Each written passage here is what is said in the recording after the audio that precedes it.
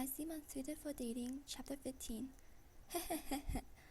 When the house leaks, it always rains. Zhang Zhizhou ultimately convinced Zhao Wei to go to the nearest hospital. The doctor not only wrapped her wounds, he even gave her an injection as well. She had not gotten an injection for so many years, so when Zhao Wei heard that she needed one, fear ran rampant through her heart. Her younger brother was by her side, however.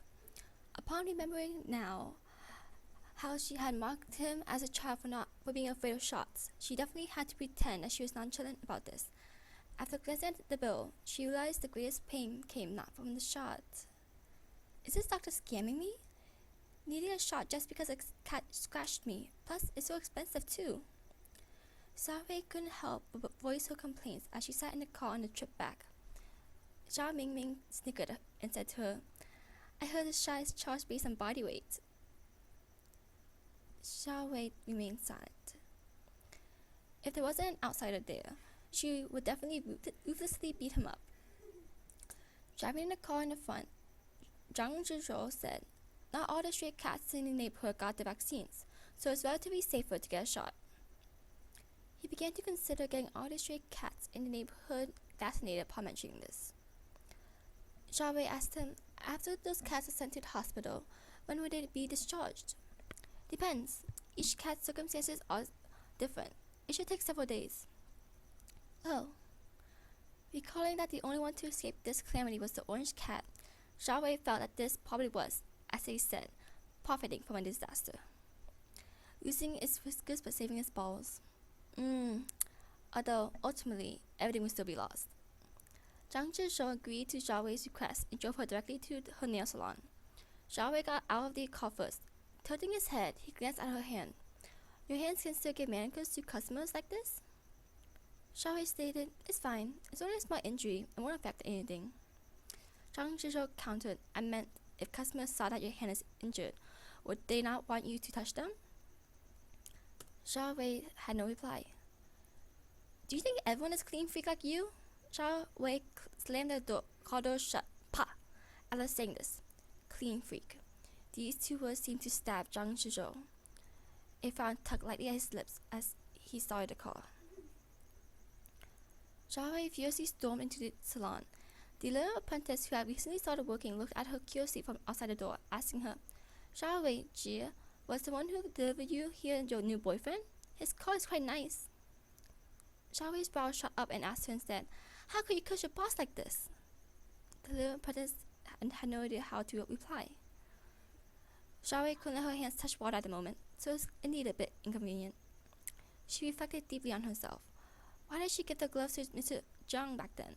She was practically a pig using oil to stifle the heart. Footnote 1. Idiom.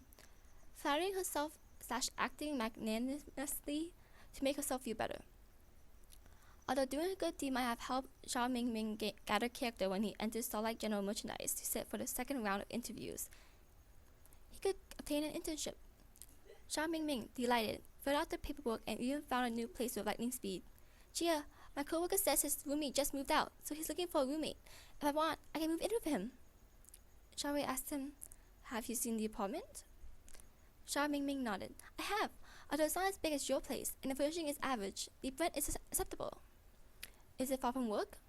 Definitely farther than your place, but the district could still be considered good. The complex, however, is relatively old-fashioned, which is why the rent is a bit cheap.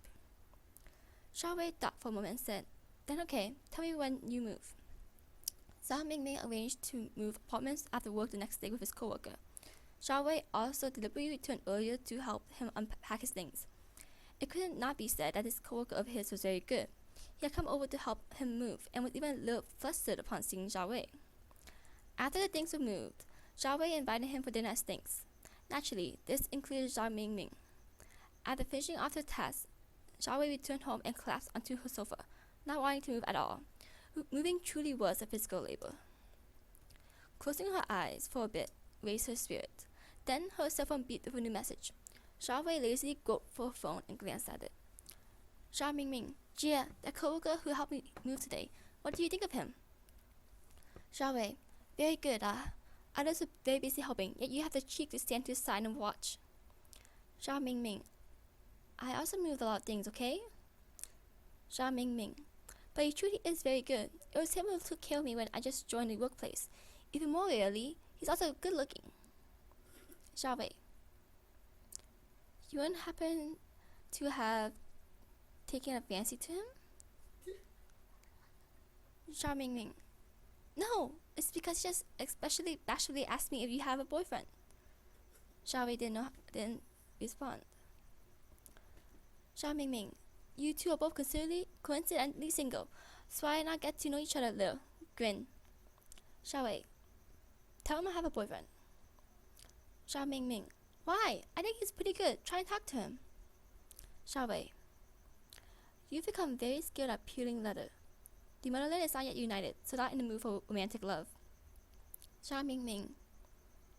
Silence. Zhao Mingming. Okay, smile.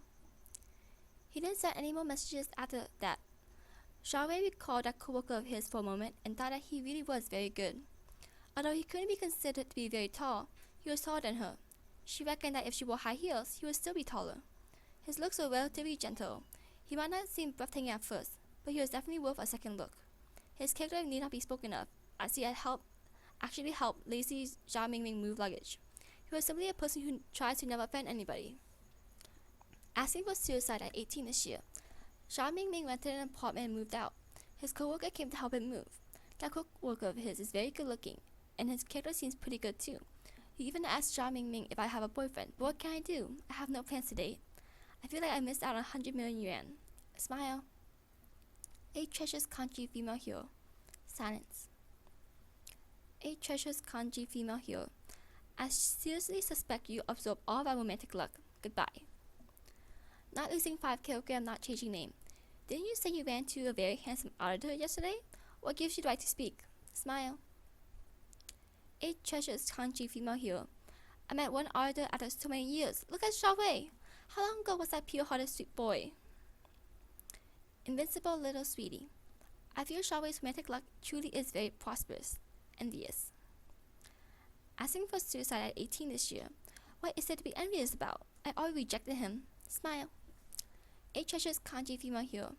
You seem to have discovered your conscience, not trapping another boy. Asking for suicide at 18 this year. Smile. Not losing 5 kilograms, not changing name.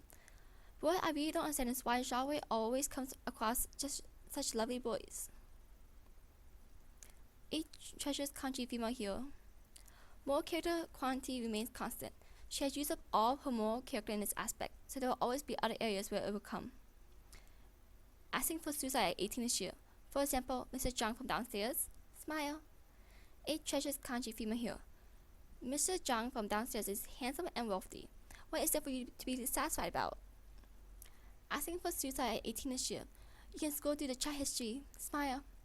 3 minutes later. 8 treasures kanji female hero. Carefully scroll through. I feel you and Mr. Zhang suited for one another. Mutually harmful. Smile. Asking for suicide at 18 this year. Silence. Smile. In regards to the perspective of Mr. Zhang, Xiaowei begged to differ. Moral character probably really was a constant quantity, however, as she received a notification about an increase in rent from her lessor the next day. Because her nail salon was close to Starlight Plaza, rent was more expensive than other areas. Back then, she had wanted to sign a lease of 5 years with the lessor since she was particularly afraid that the rent price would increase, but the lessor refused. Now that her 2 years lease ended, the lessor, sure enough, notified her of an increase in price. Xiaowei became depressed. Although her nail salon's business was pretty good, she had to pay for wages each month in addition to utilities and salon equipment. In total, it amounted to a great deal of expenses. Now that the rent had increased, her net income decreased even further. She dialed her lessor, wanting to discuss the rent with him, but the lessor absolutely wasn't patient and straightforwardly told her that if she didn't pay for the rent, then she could move out. Xiaowei knew the buildings in this district weren't the type that lessors would worry about being able to rent. The lessor was determined to increase the price, so anything she said was useless. When the house leaks, it always rains. This event didn't even settle before Zhao Chou told her out of the blue that she was quitting. A nail salon had a very high staff turnover. Nail experts normally didn't work for a very long one place. Zhao Chou had worked at her salon for close to a year now, which could be considered a relatively long time. With her nail salon's current flow of customers, however, one less nail expert basically meant she had more work than she could deal with. She sought out Zhao Chou for hot chat and tried to emotionally move her to stay. But Zhao Chou had already made her decision. She simply couldn't be persuaded. Furthermore, she had left quite anxiously, not even paying attention to a contract stipulation that she needed to give a month's notice before quitting. Xiaowei thought, can I close down my nail salon? Smile. Off this note, today I learned to experience that when it rains, it pours. Smile. I left 2 hours earlier to go to Chongqing North Station to take the train, but the train service changed, caused my ticket to become invalid. I could only return with a taxi. Halfway there, the taxi broke down. Smile. Reached Chengdu with great difficulty, but then it began to rain heavily in Chengdu. Smile. I'll be able to return home tomorrow, temporarily staying with a friend there. Smile.